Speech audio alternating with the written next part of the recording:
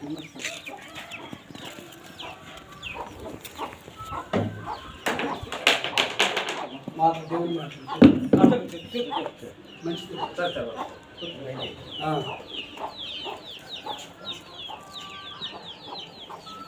బ్రహ్మ ఉండడమ్మా పక్కలే sir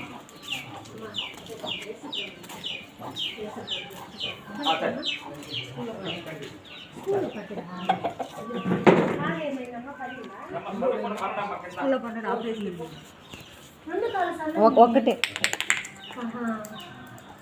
ఎప్పుడు పడ్డదమ్మా?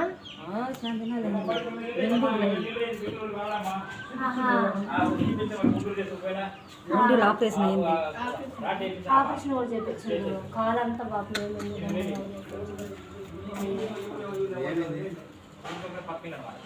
అమ్మా ఒక మాట ప్రార్థన చేయొచ్చును? చేయండి. అదే ప్రార్థన చేయండి. స్తోత్రం నాయన, మహాపరిశుద్ధుడానికి స్తోత్రములు తండ్రి, ఉన్నతుడానికి వందనాలు చెల్లిస్తున్నాము తండ్రి.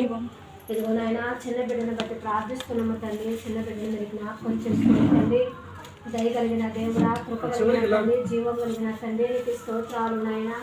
మహాకాశములు పట్టచాలని తండ్రి, నీకు స్తోత్రాలు. మహోన్నతుడా, సర్వోన్నతుడా, నీకు స్తోత్రములు తండ్రి. నాయన చిన్న బిడ్డను మీరు జ్ఞాపకం చేసుకుని తండ్రి, నీకు స్తోత్రాలు.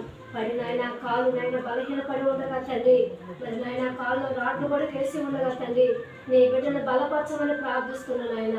యేసు క్రీస్తు నామములో నీ బిడ్డకు స్వస్థత దయచేయండి. ఆ కాళ్ళలోకి నరములకి శక్తిని దయచేయండి ఆయన. నీ యొక్క నీ సన్నిధించమని ప్రార్థిస్తున్నాను.